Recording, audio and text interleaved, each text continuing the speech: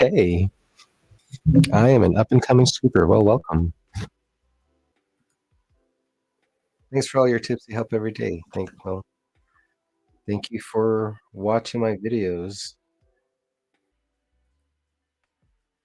I still have a lot to do with marketing and trying to get some customers. Yeah, that's the hardest part on having a pooper scooper business, but especially right now, it's the best time to advertise going into the springtime, especially if you live in an area with snowy, cold. So definitely spend some money on advertising right now. In the hot South.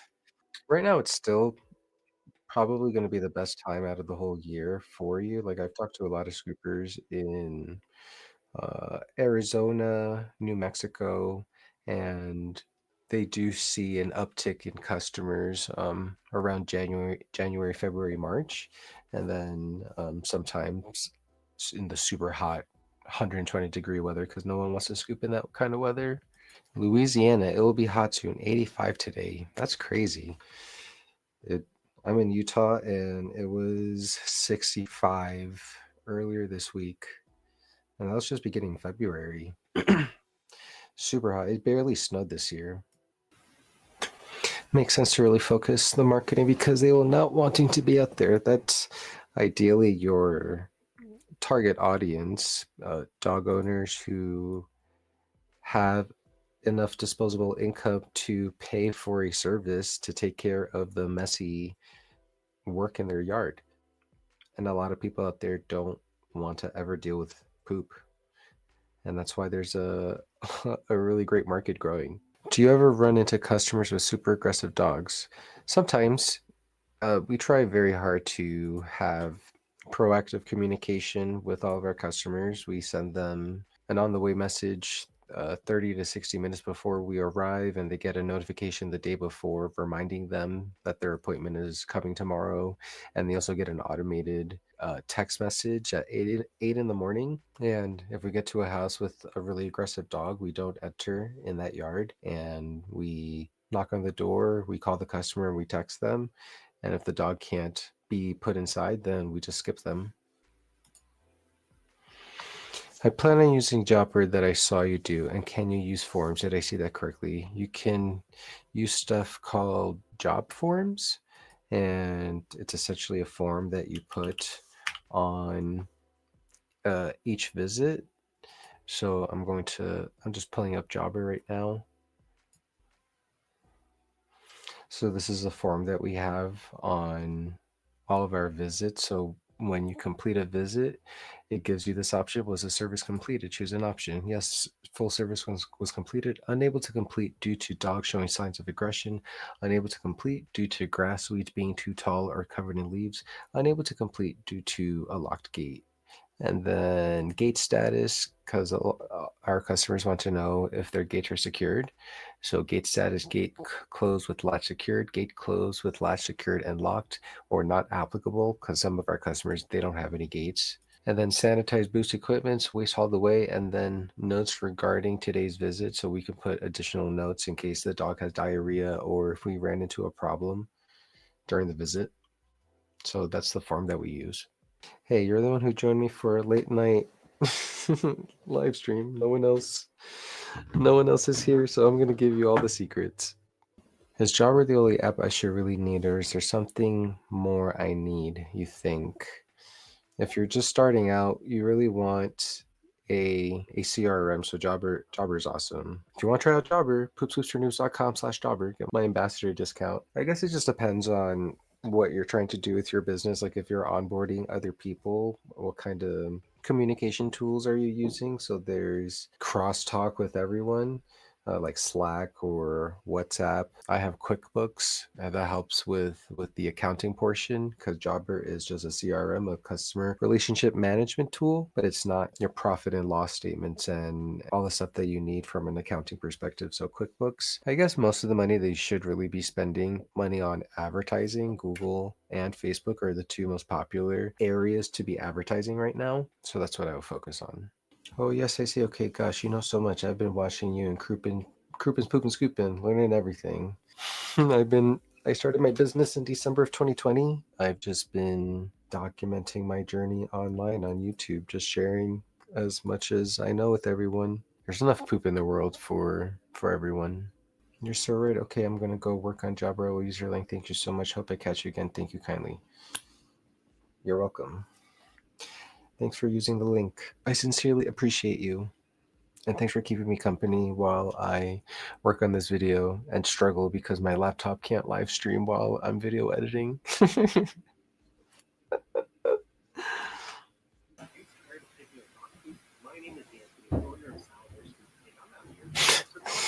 Oh God.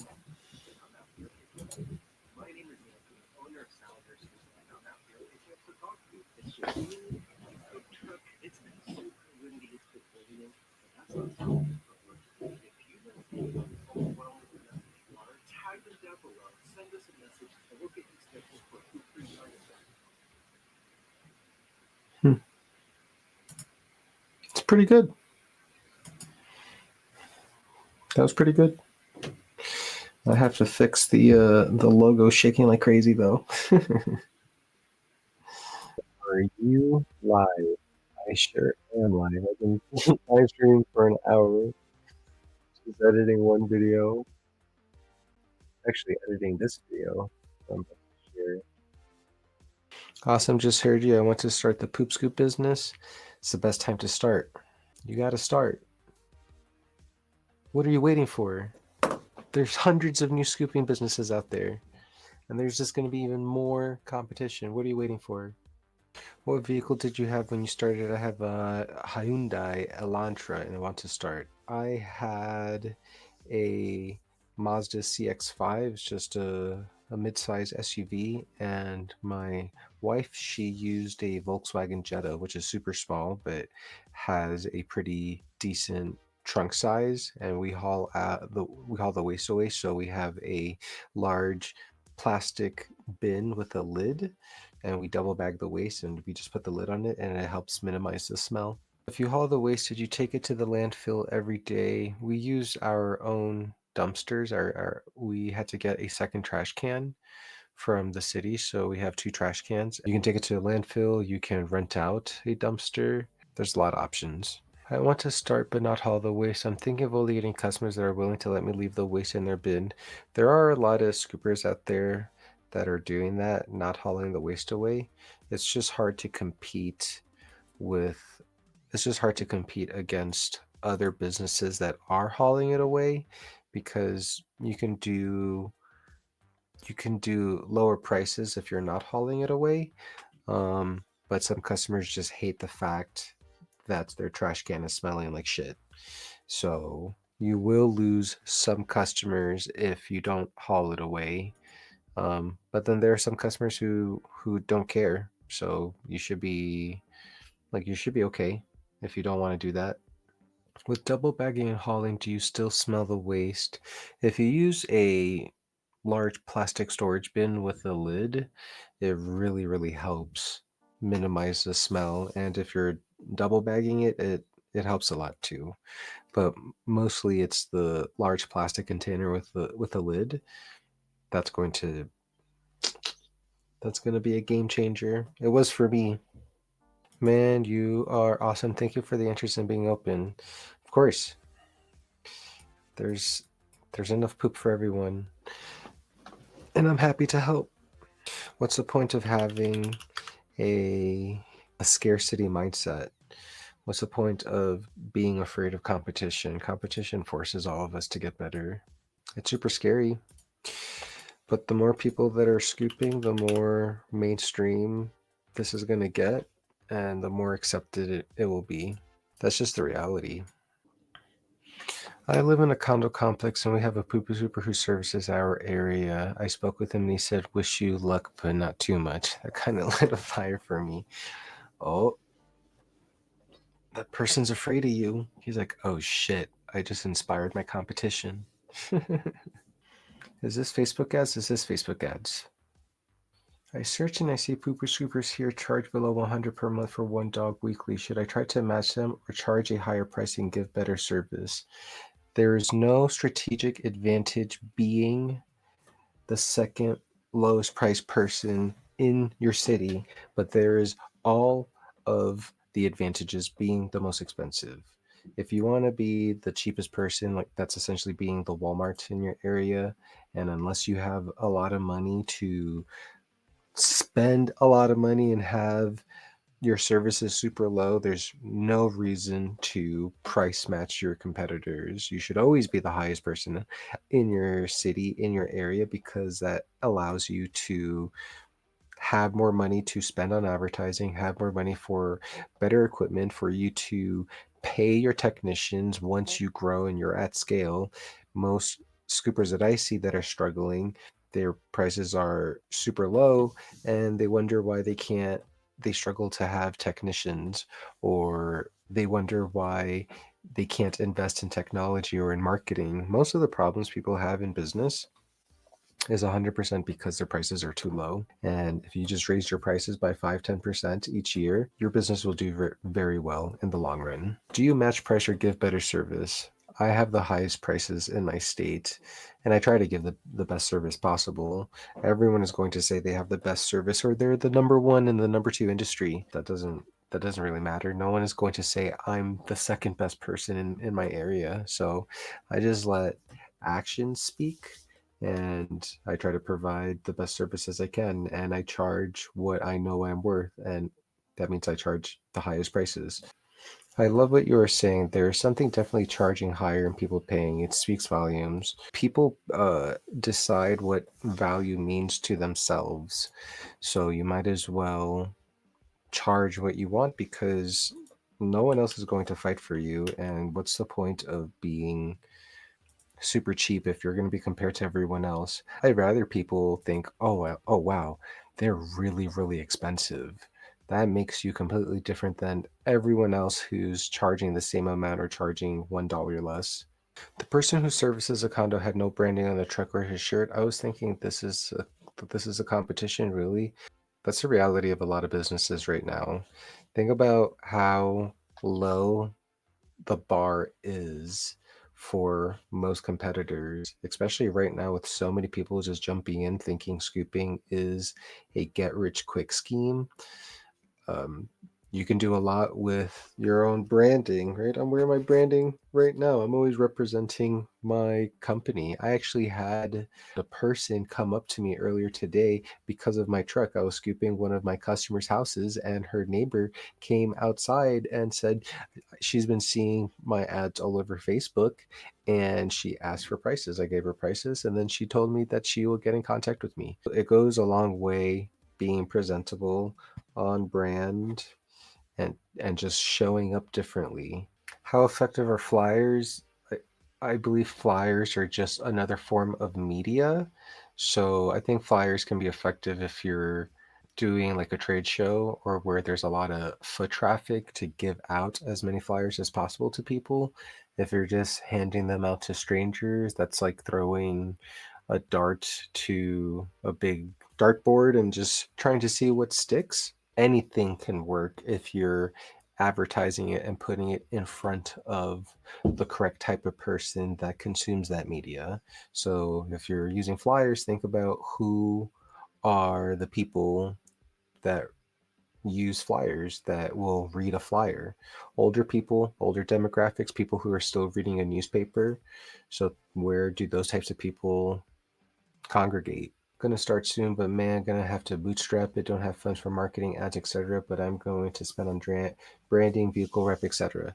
If you're going to spend money on a vehicle wrap, 100% don't do it. It would be much better for you to invest $200 to $300 on vinyl stickers. Don't get your whole vehicle wrapped up, and use the rest of the money that you would have spent on the wrap and put that into advertising. The most effective means of flyers is place it around 5 houses around an active house. That's one way to use flyers. I do that with my door hangers too, the 5 around or the 7 around.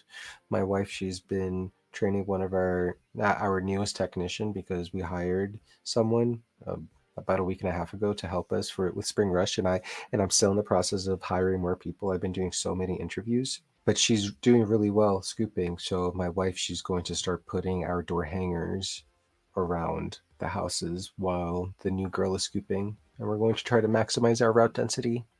My typing is slow and I have so many questions. Do you do one-on-one phone calls? If you are asking, you can go to poopscoopsfornoobs.com. You can hit the contact me button and you can always send me an email or a message. While you're there, you might as well sign up for my newsletter, The Scoop Report, where I'm always giving tips and tricks, inside secrets about being a pooper scooper. On the lower left corner, there's a get free calculator button too.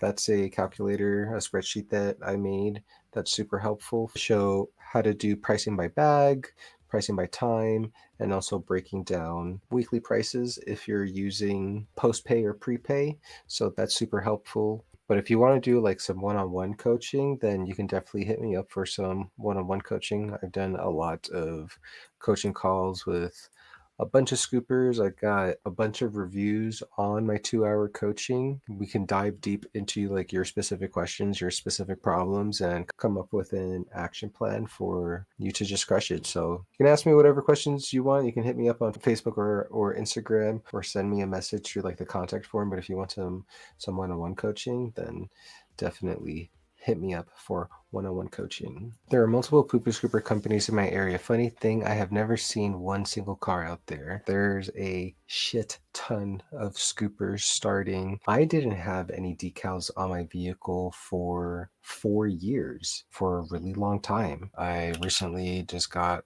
a truck, a Ford Maverick, and I wrapped that sucker up and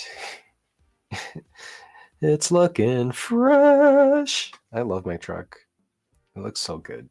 And if you didn't know, if you didn't know, register for Jobber Summit March 5th, poopscoopsfornoobs.com/Jobber Summit. Why? Because I am speaking at Jobber Summit this year. Gary Vee and Cody Sanchez, they're going to be presenting. They're the keynote speakers. There's going to be 2 different times for the event, March 5th, 2025, 10 a.m. to 2 p.m. or 6 p.m. to 10 p.m. Eastern Time. And one of the sessions is called Grow Your Business Through Local Marketing Insights. And yours truly, Anthony Salazar, Poop Scoops for Noobs, I'm going to be speaking at Jobber Summit. poopscoopsfornoobs.com/Jobber Summit. Make sure you sign up. Do you have employees now, or are you a solo operator? It's me, my wife. We just hired a technician around 2 weeks ago now, and I'm in the process of hiring more. I've done at least 10, 15 interviews in the last week through Indeed, just doing 15-minute interviews, giving people the ability to time on my calendar for a 15-minute call. And I ask them a bunch of questions. If they pass that interview, then I've been doing a 1-hour ride along with them so they can actually do the job and see if it's a good fit for them, if they're a good fit for me. And if they pass that ride along, then I do a background check, criminal check, and if they pass that, then I hire them. So that's what I've been doing. When it's hot outside, what do you wear? How do you keep from being fried? I wish I had a great answer for that. I'm a schmuck and I bought some black polos. So last year we just died in the summertime, but I also have these long sleeve UV protection shirts to cover my entire arm, and then I have a big hat that keeps my bald head protected. And then I just try to stay as hydrated as possible. Thanks for hanging out with me while I made a video and made an ad. It's been real, it's been fun, it's been real fun. And I'll see you on the next scoop. And as always, acknowledge the now. Bye.